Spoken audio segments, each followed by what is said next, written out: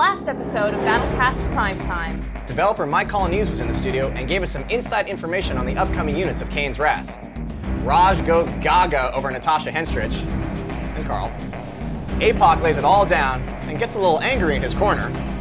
And as always, 10 new competitors face off in the Battlecast 5. All that and more is coming up here on Aftermath.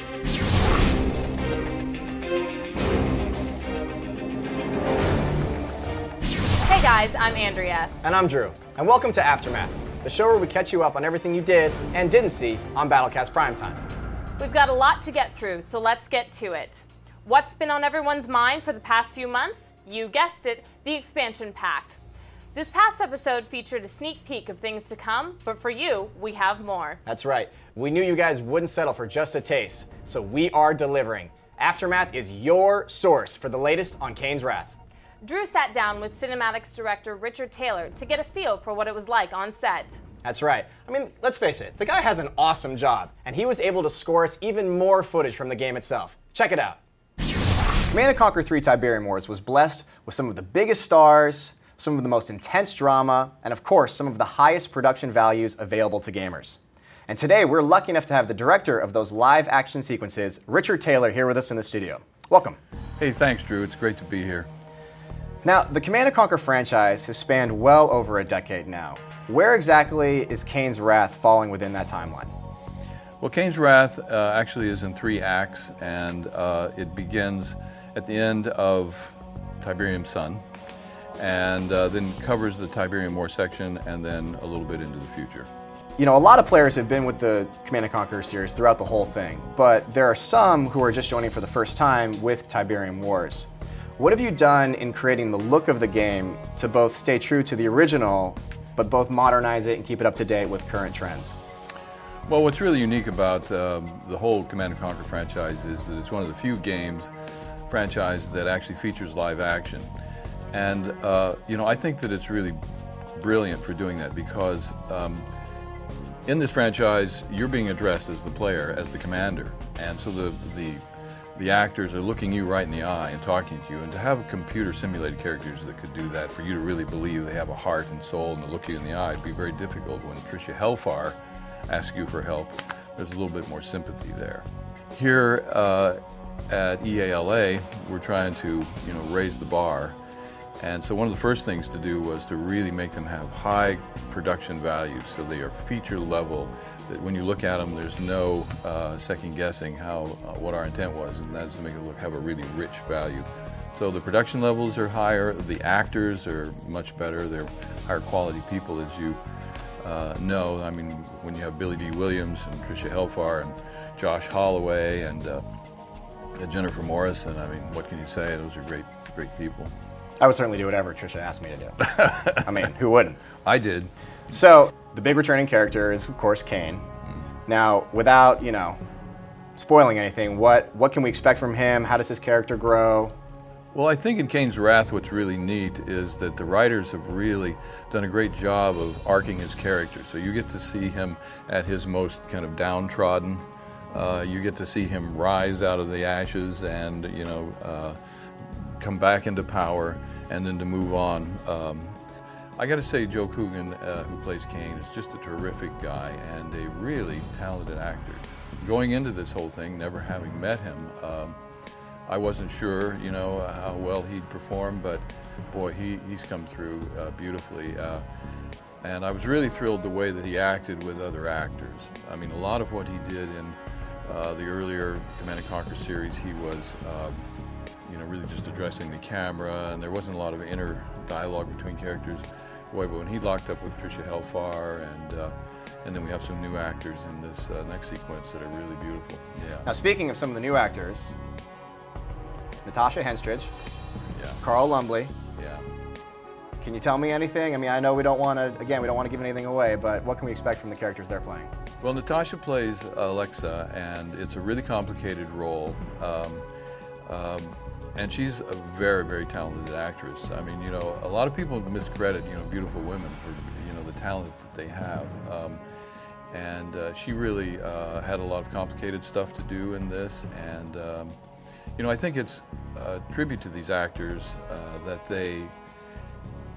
this whole franchise has lots of complicated words and technology and kind of science fiction jargon that they aren't used to, and for them to learn those scripts and to make it believable, it's difficult stuff to do. It's not as easy as a regular kind of dramatic show because there's all this technological kind of wording that goes along with this. And Carl Lumbly, what can I say? He's a penultimate actor. He has a Shakespearean background, stage actor, you know, and then television series and features. So he plays Marcion, and boy, he just pulls off a great bit with his performance. I think I speak for everyone when I say can't wait to see it. Listen, thanks so much for being here. Thank you, Really Drew. appreciate it. Thank you. Now, also for our Aftermath fans, you brought some more bonus footage, did you not? Yes, I did. You got to check it out. 12 seconds. It'll be super tight next to When she gets to 11, she's going to stop and not say well. Here we go. Yeah. Roll sound.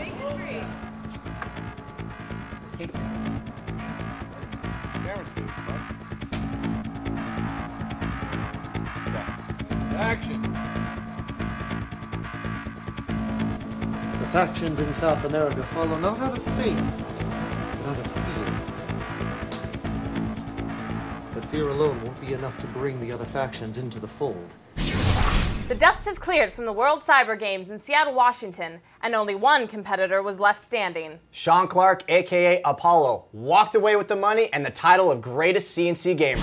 In my first match against Khufu Onshu, and the tiebreak was a screen mirror on Tournament Dust Bowl, and it was real close. Both of us were fighting 50-50 throughout the whole game, and right at the end he attacked me with a lot of Storm Riders, which I didn't expect, and he took my tripods down, and he ended up capturing them and just rolled me after that. I was really disappointed with that.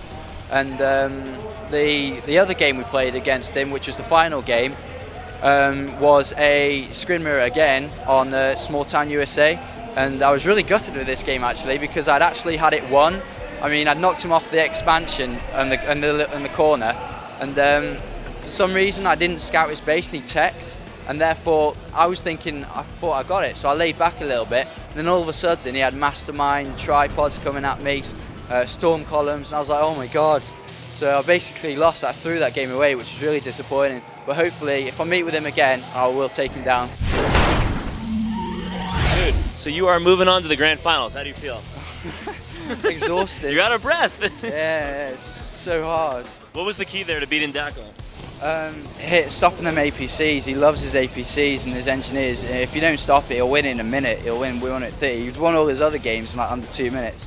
But stopping that, and it puts him, he doesn't know what to do after that because it's hard for GDI late game against Scrin, and they got to go early game, and once you stop that, you got to win. Is it Scrin all the way for the grand final? Oh yeah, definitely. You'll be seeing Scrin on them screens.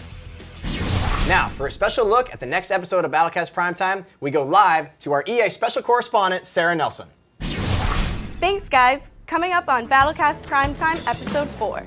There's going to be breaking news for Xbox 360 owners. You'll have to tune in. We have specials from the set of Kane's Wrath. Natasha Henstridge and Carl Lumley sit down with our cameras. And 10 more competitors face off in the Battlecast 5. It's going to be an exciting month for C&C fans, so stay tuned.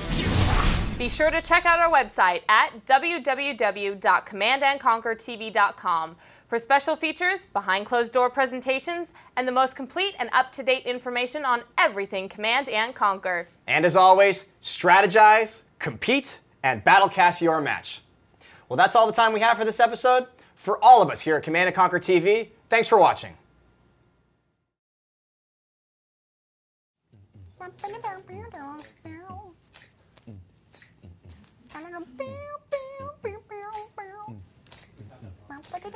That would be me talking.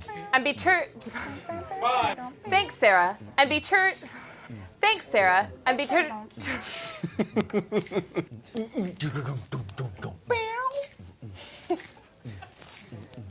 I can't wait to start that line over again. And Metalon sends us simulators. I'm just going to read from the base. It says here, this... See, this is impossible. Yeah, you know it. I'll keep watching Battlecast Primetime. Maybe the new ninja will make some. But rather than destroying each other, they start in a simulator race.